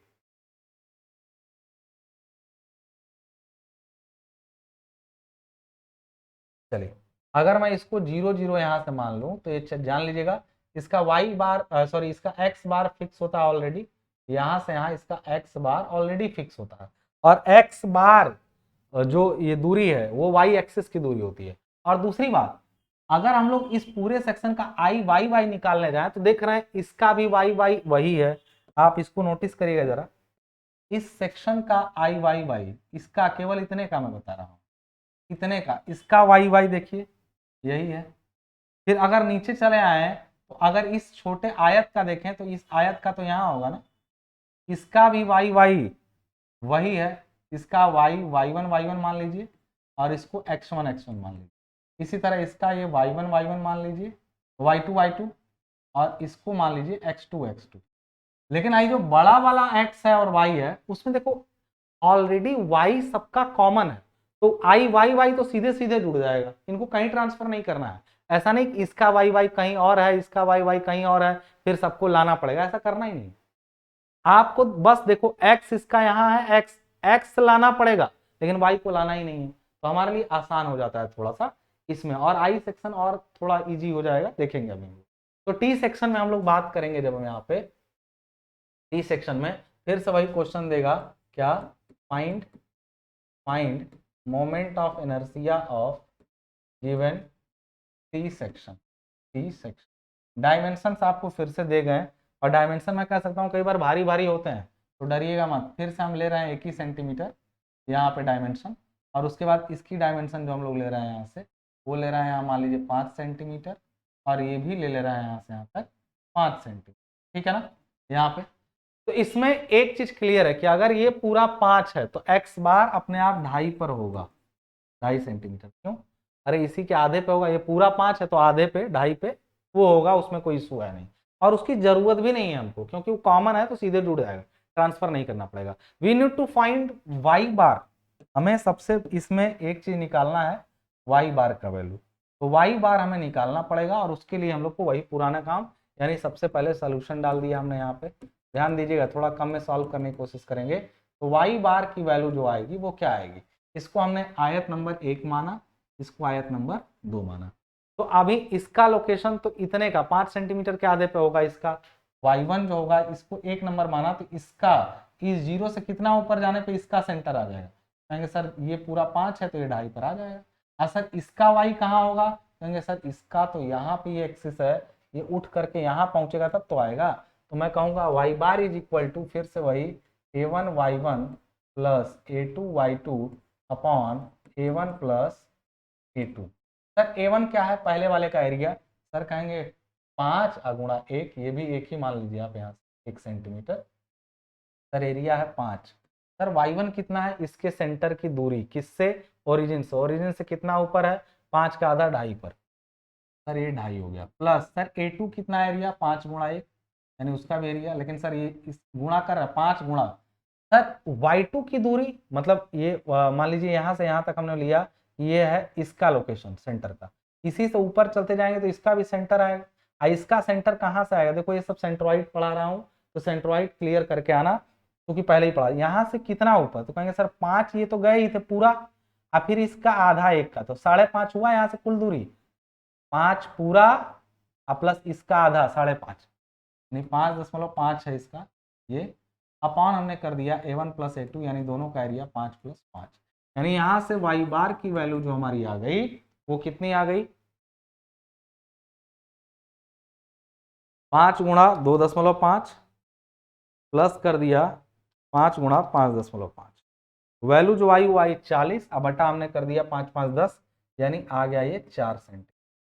यानी वाई बार एक्चुअली 4 सेंटीमीटर आया। काफी कहानियों से बच गए घटाने से, यानी ये वाई बार आ गया 4 सेंटीमीटर। समझ रहे हैं, यहाँ से 4 सेंटीमीटर की दूरी पर यहाँ वाई बार। क्लियर है बात यहाँ पे। अब कहेंगे सर इसलिए इसलिए आई एक्स एक्स इसका कितना हो जाएगा, वही निकालने प्रॉब्लम है। आई एक्स एक्स, सर पहले वाले का एक्स एक्स अपने अबाउट निकालें तो कहेंगे सर 1 गुणा 5 का क्यूब, 1 गुणा 5, अरे एक्स एक्स निकाल रहे हैं इसका, अब छोटे एक आया तब पहले आया, यानी 1 गुणा 5 का क्यूब बटा 12। सर लेकिन इसका तो अपने एक्सिस पे सर ट्रांसफर करिए, तो आसान है ट्रांसफर करना, क्योंकि ये 2.5 पर था इसका सेंटर, लेकिन इसको ले जाना है किस पर, उठा के 4 पे। तो 2.5 से 4 पे क्यों, क्योंकि इसका पूरे सेक्शन का 4 की दूरी पर है। सर 2.5 पे ऑलरेडी है, उठा के 4 पे ले जाइए, यानी 2.5 से 4 1.5 हुआ ना, यानी प्लस कहेंगे सर ए एरिया कितना है उसका 5 गुणा किसका स्क्वायर करें, दोनों के बीच की दूरी 1.5 सेंटीमीटर, 1.5 का स्क्वायर। नहीं समझे, अपने एक्सिस के about plus A into H का स्क्वायर, इसका इस जो आयत दिख रहा है उसका अपने एक्सिस के अबाउट निकाल लिए इसके एक्स एक्स के अबाउट, फिर इसको 1.5 सेंटीमीटर दूर, यानी यहाँ से 2.5 है और ये 4 है, तो ये दूरी कितनी बची इनके बीच की दूरी, समझ में आ रही बात ना, वो कितनी बची 1.5। दूसरी बात, एग्जामिनर को ये सब दिखाना जरूरी नहीं है, तुम डायरेक्ट भी निकाल सकते हो, वो कुछ नहीं पूछने जाएगा तुमसे। Not everyone everything has to be mentioned in the diagram, कि आप चलें दिखाएं उसमें कहाँ है दूरी, दिखाना चाहो दिखा सको कि यहाँ से जब इसको ट्रांसफर किया जाएगा तो ये दूरी 1.5 होगी, और यहाँ से जब इसको नीचे लाया जाएगा इसको, तो ये दूरी कितनी होगी, कहोगे सर ये 4 है, 4 आया, ये 5.5 की दूरी पर है, तो नीचे भी 1.5 आना पड़ेगा, और यहाँ से भी 1.5, तो दोनों आ जाएंगे अपनी जगह पे। कहेंगे सर यहाँ से भी 2.5 से चलना पड़ा, उधर 5.5 से 1.5 नीचे आएंगे तब 4 मिलेगा, यानी इसका निकाल के भी ट्रांसफर करना है ना, तो प्लस करेंगे हम लोग यहाँ पे, प्लस करेंगे यहीं पर सामने ही कर देते हैं। तो पहले तो इसका निकाल लेते हैं, इसका एक्स एक्स यदि बढ़ता तो किसको काटता, 1 को, यानी 1 का क्यूब होगा, यानी 5 गुणा 1 का क्यूब बाई 12 प्लस 5 गुणा दूरी का स्क्वायर, यहाँ से यहाँ तक की दूरी कितनी है 1.5, 1.5 का स्क्वायर, ए इंटू एच का स्क्वायर। दोनों को सॉल्व कर देंगे, here we will get I x X clearly. और ये कितना हो जाएगा आई एक्स एक्स, बताइएगा जरा आप। तो सर सबसे पहले 1.5 का स्क्वायर इंटू 5 जो आया, प्लस कर दिया हमने उसमें क्या 5 का क्यूब बटा 12,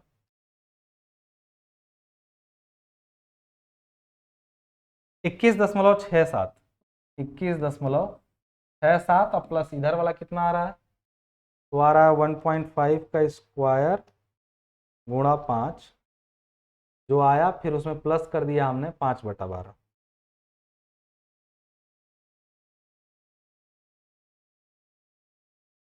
तो 11.67, 11.67 दोनों को जोड़ दिए तो कितना आया?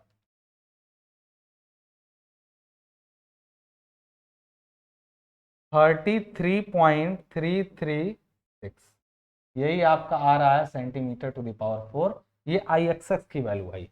अब सर आई वाई वाई कितना आ जाएगा इसका, यानी इसका मोमेंट ऑफ इनर्शिया पूरे वाई वाई एक्सेस के अबाउट। तो सीधे जोड़ना है, क्योंकि ना ऐसा नहीं कि इसका वाई वाई अलग है तो वाई वाई पे लाना है, सीधे जोड़ देना है। इसका वाई वाई कितना होगा तो कहेंगे सर इसके अबाउट लेंगे। अब ये किसको काटा इस आयत में, तो कहेंगे सर 1 को काटा, तो कहेंगे सर 5 × 1 का क्यूब, 5 × 1 का क्यूब/12। अब प्लस सीधे ऊपर वाले का वाई वाई लेंगे, वो सर उसका वाई वाई किसको काटा, तो कहेंगे सर वो ये जो काटा है वो 5 को काट दिया है, यानी हम लोग कहेंगे 1 × 5 का क्यूब/12। और दोनों को जोड़ देंगे तो पहला वाला जो आ रहा है वो असल में 5/12 दिख रहा है।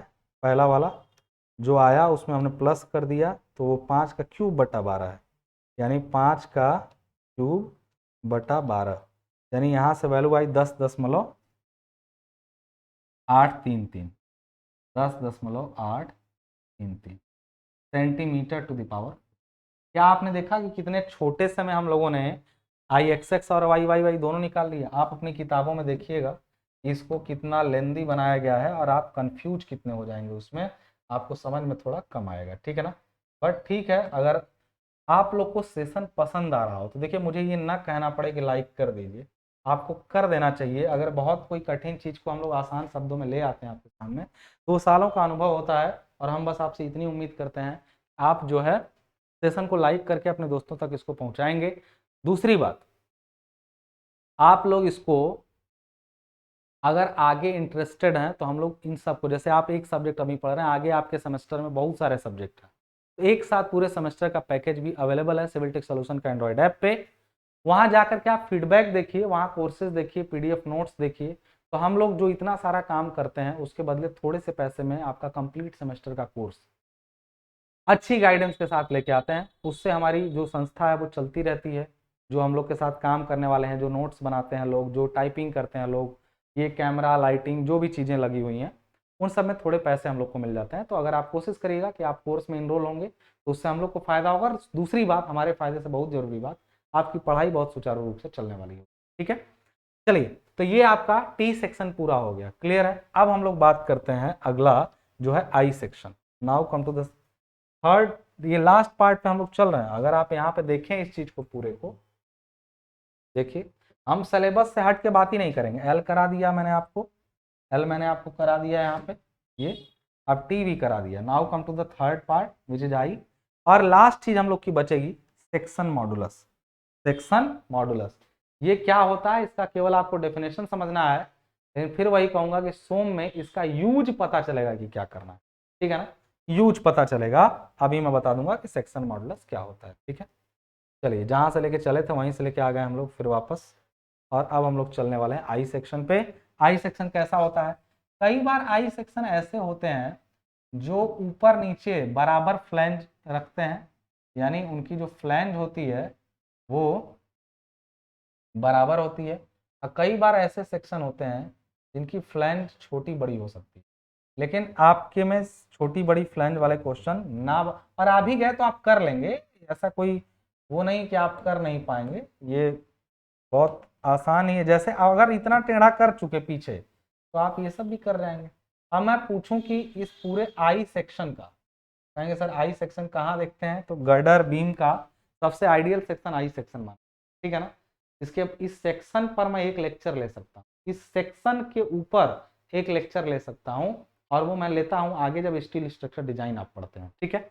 लेकिन आज के केस में हमें बस इसका आई वाई वाई और आई एक्सेस निकाल करके खाली होना है। और इसके लिए हमें क्या करना पड़ेगा, पूरे सेक्शन का ये है एक्स एक्स लाइन और ये है पूरे सेक्शन का y y, but this is made by three, this is made by three rectangles in which, मान लेते हैं हम लोग इस वाले को कि ये आपका फर्स्ट है, ये आपका सेकंड है, और इसको मान लेते हैं थर्ड है।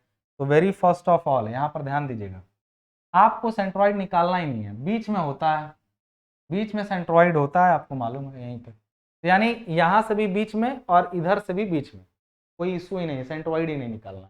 आसान है, सीधे आई एक्स एक्स आई वाई वाई निकालेंगे। और मैं आपको बता दूं यहाँ पर ध्यान से, अगर एक एक नीचे वाला बड़ा कर दें या ऊपर वाला बड़ा कर दें तब तो सेंटर बदल जाएगा, तो फिर सेंट्रॉइड निकाल लीजिएगा, काम वही होगा, बस अब सेंट्रॉइड निकालना पड़ता है, इसमें सेंट्रॉइड नहीं निकालना पड़ेगा। कैसे निकालेंगे इसका आई एक्स एक्स? तो पहले इसका देखो, इसमें कॉमन बात क्या है, ये जो बीच वाला आयत है उसका अपना जो आई एक्स एक्स आई वाई वाई होगा वो तो यही होगा, इसके कॉमन एक्सिस पे, इसको कहीं ट्रांसफर नहीं करना है। करना है क्या कहीं ट्रांसफर इसको? अगर मैं इसको थोड़ी गहरी लाइन से दिखा दूं, इसको मैं थोड़ी गहरी लाइन से दिखा दूं, तो मैं कह रहा हूं इसका अपना आई एक्स एक्स आई वाई वाई यहाँ होगा। इसका कहाँ होगा सर? इसका एक्स एक्स यहाँ होगा, वाई वाई यहाँ होगा, ठीक है। इसका एक्स एक्स यहाँ होगा और वाई वाई यहाँ होगा। समझ में आ रही बात यहाँ पे? ये मैं आपको बता रहा हूं कि ये तीन आयत हैं, तीनों के एक्स एक्स वाई वाई आपको डायग्राम में दिख रहे हैं। नाउ अगर वाई वाई देखो तो तीनों का कॉमन है, सिंपली तीनों का आई वाई वाई जोड़ दिया जाएगा। लेकिन जब बात करते हैं एक्स एक्स की, तो इसका एक्स एक्स निकालेंगे, यहां लाएंगे, इसका एक्स एक्स यहां लाएंगे, इसका अपना एक्स एक्स तो यहीं पर आई है। तो सिंपल आई सेक्शन का सोल्यूशन मैंने अगर हम लोग को डायग्राम में फिर से दे दिया जाए, now come to the part, इसको ले लेते हैं हम लोग यहाँ से यहाँ तक 1 सेंटीमीटर, यहाँ से यहाँ तक हम लोग इसको फिर से ले लेते हैं 5 सेंटीमीटर मान लीजिए। This height is also 5 centimetre. जो भी डेटा दिया हो, डेटा कुछ भी दिया जा सकता है, आपको बिल्कुल भी परेशान होने की जरूरत नहीं है। डेटा बदलेगा, आप बात बदल दीजिएगा, डेटा थोड़ी मैच कराने जा रहा है, ठीक है ना। सेंटीमीटर सेंटीमीटर की जगह एमएम में दे सकता है, थोड़ा बढ़ा के डेटा देगा। अब देखो ये सब पढ़ क्यों रहा है, सेक्शन का प्रयोग क्या, मैं फिर से कह रहा हूँ, डिस्क्रिप्शन बॉक्स में एक लिंक है, उसको यदि तुम देखे तो तुम मुलाकात कर पाओगे अश्विनी शर्मा से, और तुम ये जान पाओगे कि ये टीचर उनको पढ़ाने लायक भी है कि नहीं है। बच्चे जैसे यूट्यूब पे आते हैं तो बहुत सारे टीचर के बारे में सुनते हैं, अरे यार ये पढ़ा पाएगा कि नहीं। तो मैं बस सिंपल कहता हूं कि आप एक बार उस वीडियो को देखिए, तब आपको पता चलेगा कि क्या सर इतना ही हमारे सिलेबस में मोमेंट ऑफ इनर्शिया था, इसके अलावा भी कुछ है। जेई में मोमेंट ऑफ इनर्शिया की क्लास 7 घंटे से ज्यादा की होती है। आप लोग की क्लास में मैक्स टू मैक्स 1 घंटे 40 मिनट में खत्म कर दूंगा, पूरा मोमेंट ऑफ इनर्शिया की बात, और एक एक टॉपिक गिन गिन के। यही क्लास जेई में 7 घंटे की होती है और मैं ही लेता हूँ, तो क्या पढ़ाता हूँ, क्या पढ़ाता हूँ। मैं एक चीज और बता दूं, जेई की क्लास अगर में आप इनरोल होते हैं सेमेस्टर से ही, तो आपको सेमेस्टर के जितनी 6 सेमेस्टर की क्लासेस हैं वो पूरी फ्री मिलती हैं, ठीक है ना। ये मेरे साथ है, वो इसलिए देता हूं क्योंकि आपको फिर टेंशन, इंटीग्रेटेड बैच हमारे पास है जिसमें हम लोग पूरा जेई का क्लास, डिप्लोमा का क्लास बच्चे को शुरू से ही देना शुरू करते हैं, जिससे निकलने के बाद उसके मन में ज्यादा टेंशन न रहे, वो पढ़ने में पहले से ही तेज रहे, ठीक है। Now come to the solution part of this question. Solution part of this question क्या है, क्वेश्चन इसका, ये इसका सॉल्यूशन पहले वाले का निकालेंगे, फिर इसको ट्रांसफर करेंगे दूसरे वाले का। अच्छा, हम केवल एक को ही ट्रांसफर कर दें तो एक चीज और है, इसका बीडी क्यूब उसका बीडी क्यूब सेम है, और एक को ट्रांसफर करेंगे तो दूसरा अपने आप समझ लो दो। अच्छा, एक चीज का कोई वैल्यू आया सर, यहाँ पे ले जाएंगे तो इसका कुछ वैल्यू आएगा, अब उतना ही दूरी वो नीचे आ रहा है, सब कुछ सेम है, तो सर दिस प्लस दिस करेंगे, 2 गुणा कोई एक कर दें। सर ये आया 4, वो भी तो 4 ही आएगा, तो 4 4 8 जोड़े, चाहे 4 निकाल के 2 से गुणा कर दें। तो मैं सीधे लिखूंगा इसका आई एक्स एक्स कितना लिखूंगा, तो मैं लिखूंगा, देखो इसको ले जा रहा हूं वहां, देखो अब ध्यान से, पहले मैं इस वाले का आई एक्स एक्स ले रहा हूँ, वाला खत्म कर दूं, इसका लेना है। तो सर इसकी साइज कितनी है सर, इसको भी यहाँ से यहाँ सर 1 ही सेंटीमीटर मानेंगे, और इसकी हाइट 5। तो मैं कहूंगा सर इसका एक्स एक्स इसको काटा 5 को, तो मैं कहूंगा 1 गुणा, सबसे पहले यहाँ पर लिख दो, या समझने वाला समझदार होता है वो आंसर से, देखो ऐसे क्वेश्चन में एग्जामिनर प्रोसेस नहीं देखता है, वो आंसर देखता है। कई जैसे एसएफडी बीएमडी वगैरह में वो आपका थोड़ा बहुत प्रोसेस भी चेक करेगा, इसमें प्रोसेस नहीं चेक होता है। इसमें सीधे करेंगे, इसको डायग्राम बनाइएगा, दिखाइएगा ये 1 नंबर है, ये 2 नंबर है, ये 3 नंबर है, सीधे निकाल दीजिएगा।